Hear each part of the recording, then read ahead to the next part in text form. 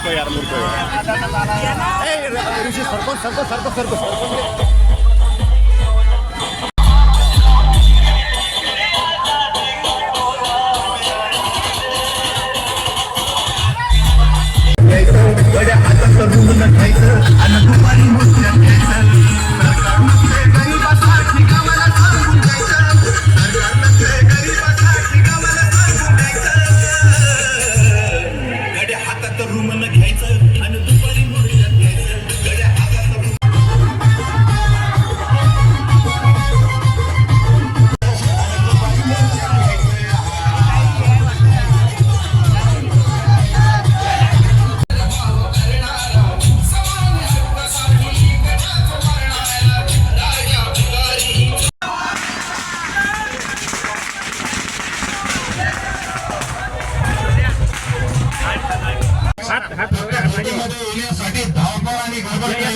सर्व मागेवाना सगळं राज्यमंत्री यांच्या होमटाऊनमध्ये तुम्ही शेतकऱ्यांना घेऊन आंदोलन करताय. केंद्रीय राज्यमंत्र्यांच्या होम टाउन मध्ये जर शेतकरी एवढ्या मोठ्या संख्येने रस्त्यावर उतरला असेल तर याचं चिंतन आत्मचिंतन त्यांनी केलं पाहिजे की सरकारमध्ये राहून तुम्ही काय करता. सत्कार सोहळे घेणं संपले असतील तर आमच्या शेतकऱ्याच्या पीक विम्याचाही प्रश्न जरा केंद्रात बोला, कारण पीक विम्याची योजना ही केंद्रातली आहे आणि ही विमा कंपनी शेतकऱ्यांना पैसे देण्याच्या तयारीत नाहीये. हे फक्त वर्तमानपत्रातून बातम्या देतात की 24 तारखेला पैसे मिळणार, 25 ला पैसे मिळणार. 24 तारीख होऊन गेली, आजची तारीख मला वाटतं 29 आहे, अजूनपर्यंत शेतकऱ्यांना पैसे मिळाले नाही. 100% एकूण 1 रुपया या कंपनीच्या उरावर बसून घेतल्याशिवाय आम्ही थांबणार नाही अशी आमची भूमिका आहे. शेतकऱ्यांना हक्काचा पीक विमा, शेतकऱ्यांना संपूर्ण कर्जमुक्ती, सोयाबीन कापसातला जो भाव कमी मिळाला त्या भावाचा आणि आम्ही मागतोय तो भाव, याच्यातला भाव फरक सरकारने दिला पाहिजे. आणि जंगली जनावरांचा जो शेतीला त्रास होतो त्याच्यासाठी शेतीला मजबूत कंपाऊंड आम्हाला करून दिलं पाहिजे. नुकसान भरपाई जी वन्य प्राण्यांपासून नुकसानीतून होते त्याचा मोबदला वाढून दिला पाहिजे आणि घरकुलाचं रखडलेलं अनुदान सुद्धा ताबडतोब आम्हाला दिलं पाहिजे. या मागण्या घेऊन आजचा मोर्चा आहे. जर केंद्रीय राज्यमंत्र्यांच्या गावामध्ये तालुक्यामध्ये मोठ्या संख्येने शेतकरी रस्त्यावर उतरत असेल तर हे त्यांचं अपयश आहे. केंद्रीय राज्यमंत्र्यांनी कृषी मंत्र्याला असं सांगितलंय की तुम्ही जे मागण्या केल्या त्या संदर्भात बैठका घ्या. तुमच्या मागण्याचा हा धसका आहे का? केंद्रीय कृषी मंत्र्याला त्यांनी आता सांगितलं, मी केंद्रीय कृषी मंत्र्यांना 2 महिन्यापूर्वी भेटून आलोय.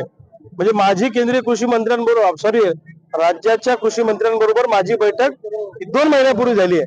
त्यांना आता सुचलंय हा मेहकरचा मोर्चा जो आहे या मोर्चामुळे त्यांनी धास्ती घेऊन की बाबा आता शेतकरी रविकांत तुपकरच्या पाठीशी उभा राहणार आणि सगळा शेतकरी आता रस्त्यावर उतरणार म्हणून शेतकऱ्यांना काहीतरी गाजर दाखवायच्या हेतून ते केविलवाना प्रयत्न करतायत. परंतु त्यांनी जर का मनात आणलं तर या कंपनीच्या छातीवर बसून कंपनीला आदेश देऊन 2 दिवसात सुद्धा विमा मिळू शकतो, परंतु त्यांना शेतकऱ्यांना विमा मिळू द्यायचा नाहीये. स्वाभिमानी शेतकरी संघटनेतून काढल्यानंतर तुम्ही प्रथम हा मोर्चा करताय, काय सांगा? नाही, आता तो विषय माझ्यासाठी संपलेला आहे. पुन्हा घ्यायचे शस्त्र हातात आणि पुन्हा माणसांची लढू या लढाई. नव्याने धार लावू मनाला, मनासारखे शस्त्र कुठेच नाही. आतून पेटलो पण हळुवार बोलतो मी, काही विशेष नाही व्यवहार बोलतो मी. बेमान जाहलेला एक एक नाग ठेचू, येत्या नव्या युगाचा निर्धार बोलतो मी. सगळ्या महाराष्ट्रातल्या तरुणांना तरुणींना शेतकऱ्यांना घेऊन महाराष्ट्रामध्ये एक नवीन क्रांतीचं पर्व आम्ही त्या ठिकाणी सुरुवात करतोय.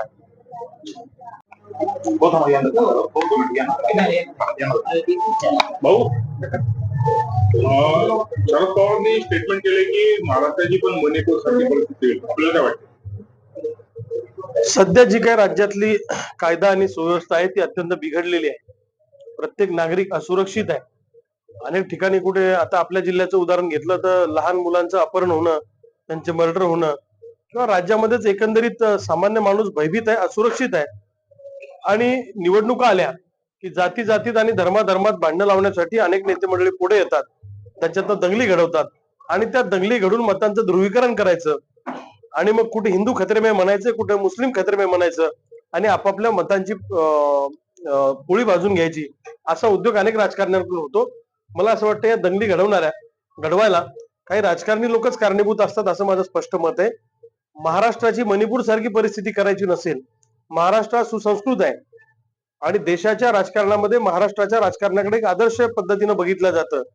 त्यामुळं छत्रपती शिवाजी महाराजांनी जी शिकवण आपल्याला दिलेली आहे त्या पद्धतीनं प्रत्येक राजकारण्यांनी राजकारण पुढे नेलं पाहिजे असं मला वाटतं. महाराष्ट्रात जर का मणिपूर सारखी परिस्थिती झाली तर अवघड होईल.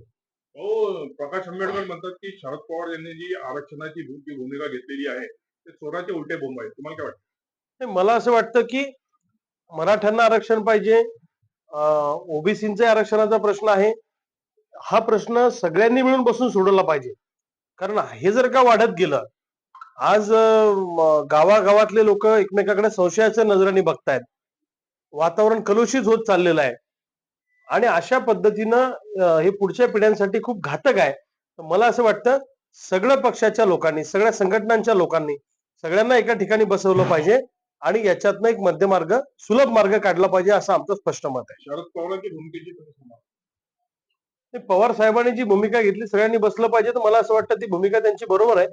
कारण इतिहासात काय झालं मी या खोलात जाणार नाही, पण आजच्या परिस्थितीमध्ये शरद पवार साहेब असतील किंवा इतर राजकारणी असतील, अजितदादा असतील, एकनाथ शिंदे साहेब असतील किंवा उपमुख्यमंत्री असतील, या सगळ्यांनी सर्व पक्षाच्या लोकांना सोबत घेऊन मराठा आरक्षणाचा आणि ओबीसींचा प्रश्न याच्यामध्ये मध्यमार्ग काढला पाहिजे. हो, ते लाडकी बहीण योजनेमध्ये अशी बातमी होत आहे की त्या योजनेच्या ऐवजी सिलेंडर स्वस्त करा.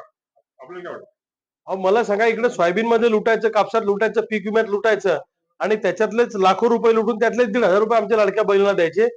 सोयाबीन कापसाला जर का उत्पादन खर्चावर आधारित भाव दिला सगळ्या शेतमालाला, तर आम्हाला कोणत्याच भिकारड्या योजनेची गरज नाही. त्यामुळे ह्या योजना निवडणुका डोळ्यासमोर ठेवून आणलेल्या आहेत. राज्यात जे कायदा सुव्यवस्थेची परिस्थिती निर्माण झाली, असं वाटतंय का देवेंद्र फडणवीस हे गृह विभाग सांभाळण्यामध्ये अपयशी ठरले नाही?